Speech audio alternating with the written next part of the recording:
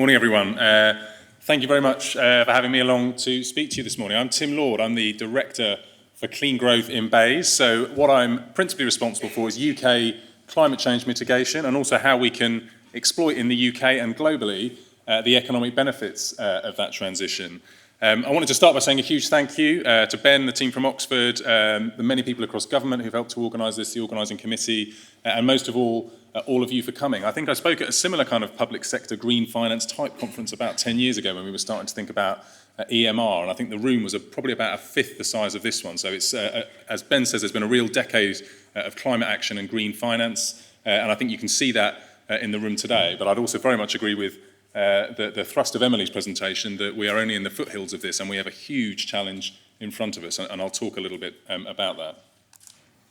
So what I was going to cover was three things. I've said the science there. If you're following Emily, then you probably shouldn't try to compete with her expertise. So I'll be very brief on the science. I then wanted to talk a little bit about UK leadership and what we're doing here in the UK to try and tackle this challenge, and then link to that what we're doing in terms of green finance, and hopefully that will help to tee up some of the panel and plenary discussions that we have later on this morning. So Emily said this was a good chart, so you get it twice. Essentially, what we're seeing at the moment is without action, we're on track for 4 to 5 degrees of warming, potentially even worse than that if we start getting some of the really rapid feedback loops and effects that we've already heard about this morning.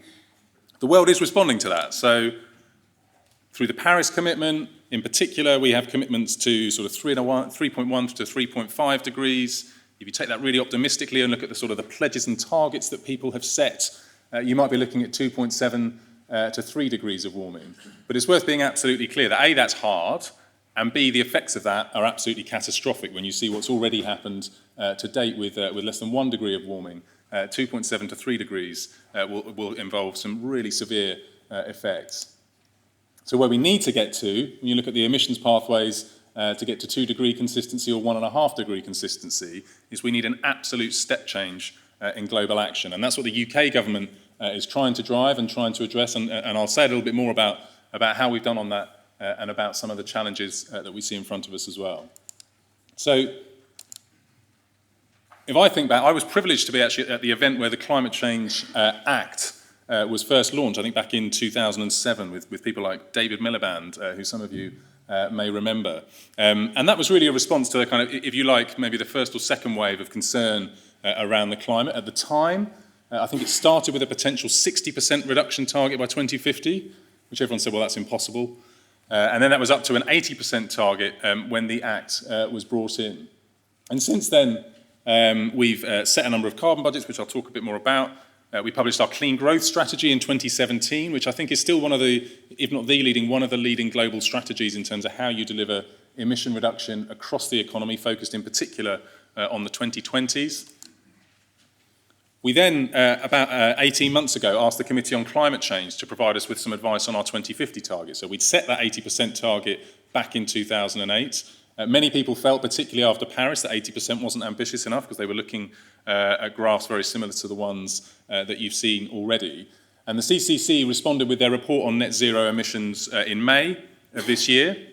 And after some fairly rapid work, I like to think, we managed to legislate for net zero emissions on June the 27th this year. So we became the first major economy to commit to a net zero target for 2050. And I think there's something very interesting in a net zero target. A, obviously, it's ambitious and so on and so forth. But the interesting things, first of all, for me, when we asked the CCC for advice, no one was talking about net zero. And certainly setting a net zero target for 2050 was sort of right at one end of kind of climate ambition. And I think what you've seen over the last year is now people are talking about earlier targets, and you know, net zero at 2050 has moved to kind of the other end of the ambition spectrum. And I think that's obviously a really interesting phenomenon and something that we need to make sure that we're responding to.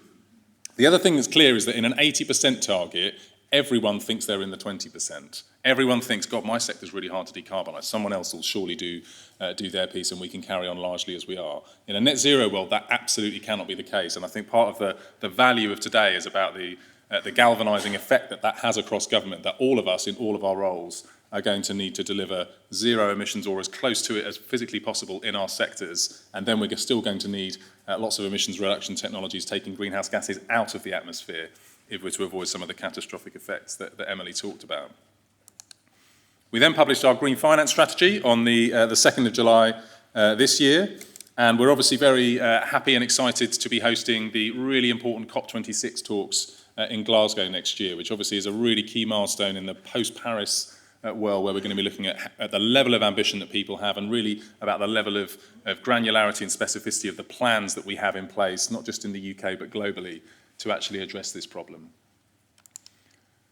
So just to touch on the Climate Change Act very briefly, the Climate Change Act is, I think, still probably the leading legislative framework in the world in terms of forcing action on climate change. And basically it does three things. So it commits us to what was an 80%, now 100% reduction in greenhouse gas emissions by 2050. Secondly, it sets out carbon budgets, so those 5-year periods which put a cap on emissions and mean we can't just keep our fingers crossed that it's all going to be done in 2049. And thirdly, it established the Committee on Climate Change, so a fully independent committee providing advice and scrutiny on how we're doing against our targets and what those targets should be. And we've set so far 5 carbon budgets. So the 5th carbon budget brings us down 57% against 1990 levels. We've already met the first 2 carbon budgets. We're on track for the 3rd. But the 4th and 5th, it starts getting really, really challenging and beyond that. And we're going to have to start decarbonising in ways that we haven't managed to date, and make sure we're on that trajectory to net zero in 2050. Now, this is the first graph you've seen today where there's a line that actually goes down, I think, so we should enjoy this one. This is a graph we use a lot, and what this shows is the UK's emissions versus GDP since 1990. So the good part of this story is we have actually done a really good job in the UK to date. We've brought emissions down 42% against 1990 levels. We've grown the economy by 72%. That's well ahead of other countries in the G7. So I show this chart not because I think we should be thinking, great, we've done 42%, can't be that hard to get to net zero, but to show that action is possible and that with concerted policy action, we can make real change and rapid change. And speaking of rapid change, this is a graph also from Carbon Brief, which shows CO2 emissions since 1850 in the UK, and we're now at the lowest level of emissions since 1888. When Tower Bridge was in the middle of construction. So that is quite a remarkable story. The problem is, of course, that at the far end of that graph, there's still quite a lot of blue, and that has to go over the next 30 years or so. But the trajectory is in the right direction. But having said that, the overall figures mask a much more complicated picture. So we've made a lot of reductions in natural resources emissions, so in particular as a result of things like increased recycling. We've reduced emissions from business and industry, partly as a result of what we like to call structural changes in the economy, partly as a result of improved efficiency. But if you look at the light green line, we've halved emissions from the power sector in the last 6 years. And that shows that rapid progress and rapid change really can happen if we get the frameworks right, and crucially, if we get the investment propositions right that the finance can follow and invest in. But if we look at some of the other lines on this graph, you can see they're pretty much flat. So homes and transport have got better. So we're driving a lot more than we used to, but the emissions are flat because we've increased efficiency of our vehicles. Our homes, we've built a lot more buildings, but broadly speaking, emissions are flat because we've improved the efficiency. But all of those lines have to come down to zero. And in a net zero world, I think there are 2 really big challenges. One is around consumer behaviours and consumer engagement. We've touched on that in one of the questions earlier, but the low carbon transition so far hasn't really affected people's lives. The lights are still working and we don't know where the electrons came from. But the next phase is going to involve really fundamental changes in the buildings that we live and work in the transport that we use, in our diets and so on. But the second big change is around investment. We have to drive hundreds of billions of pounds of investment in the UK, trillions of pounds of investment globally, and how we can design the right frameworks to drive that investment and make sure that it's coming forward, I think is probably, as I say, along with consumer engagement, the biggest challenge for climate policymakers like those in the room today. Now, this is also a growth story, and I think that's absolutely critical. When we talk about the consumer engagement side, the kind of political consent around this is absolutely critical. And we're already seeing some of that in the UK. So we have, the largest offshore wind installed capacity in the world and significant manufacturing and other capabilities in that space. Green finance, which we're all here to talk about today. Real expertise in the automotive sector is another example. And as we look forward, things like smart systems and the way that we integrate energy systems, areas like CCUS and hydrogen, which you might have needed in an 80% world, but you are definitely going to need in a net zero world. Nuclear, where we're building the first power station in a generation. All of those offer really significant potential for growth. And actually, low carbon growth isn't just sort of the potential growth story of the 21st century. It has to be the only growth story of the 21st century. We quite often talk about green jobs, and indeed I've got a graph here which shows the potential growth in the low carbon economy, which far exceeds the potential growth in the wider economy. But actually, I don't find that distinction all that helpful, because what we need to be thinking about is not just about green finance, but about greening the whole of the financial services sector, and exactly the same process happening across the economy. So if we are successful in delivering net zero by 2050, which we have to, it's the law, then we will have greened the entire economy and will no longer be talking in those terms. So just to touch on green finance and what it means. So I mentioned earlier the criticality of mobilising investment. Now, the scale of investment that we need across the economy is enormous. So on this side, you have a reference case with a lot of fossil fuel investment, some in energy efficiency, some in renewables and so on, but also a lower overall quantum. If we look at the right-hand side, we have a very significantly increased investment need, and we see the pattern and balance of that investment being very different.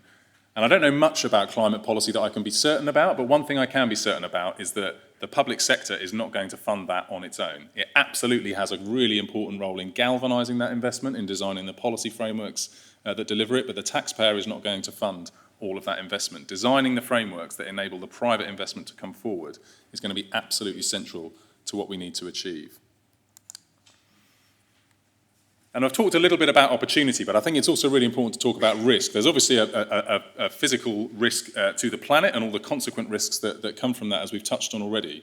But there's also really significant risks to the transition for the financial services sector and as a result, for the wider economy. So clearly risks of exposure to 3, 4, 5, 6 degrees of warming, the consequences of climate change in terms of physical damage to infrastructure assets and to huge ranges of investments across the economy are almost inconceivably large.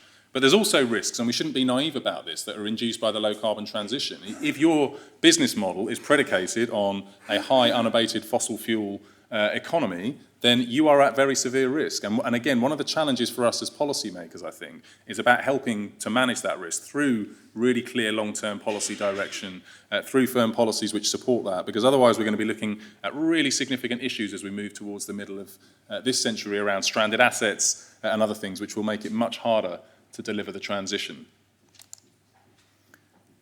But critically, this is also about capturing the financial opportunities as well, because the values of different assets are going to change enormously. And actually, when you look at the kind of capitalisation and valuation of the energy sector in Europe over the last 20 years, you're starting to see some of that. Some people have lost a lot of money, and some people have made a lot of money as a result of the transition in the power sector in particular, from fossil fuels to renewables. But you're going to see a huge rebalancing across the economy of where investments need to go. So being prepared to do that and being able to exploit the benefits of doing that is going to be critical. And just one example from the last week or so is about valuation of, for example, German rail companies improving as a result of some of the announcements that they have made in recent weeks and months. And I think part of our role as policymakers is about helping some of the large companies and the high-value assets in our economy to manage that risk and to grasp the opportunities of it. So green finance in the UK, very briefly, essentially it brings together two of our biggest strengths. So first of all, around climate policy, so I've talked a little bit about that. I don't present us as paragons in any way. I don't argue that we've done enough and now the investment can simply flow, but we have laid good foundations for driving the investments we need across the energy system and beyond to deliver net zero.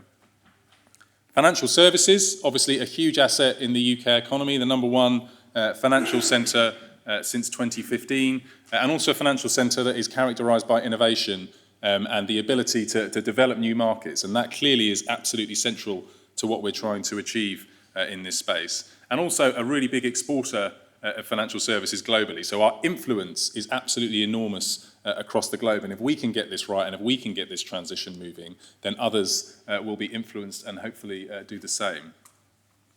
So in terms of green finance, we've included a few things on the slide in terms of what we've done.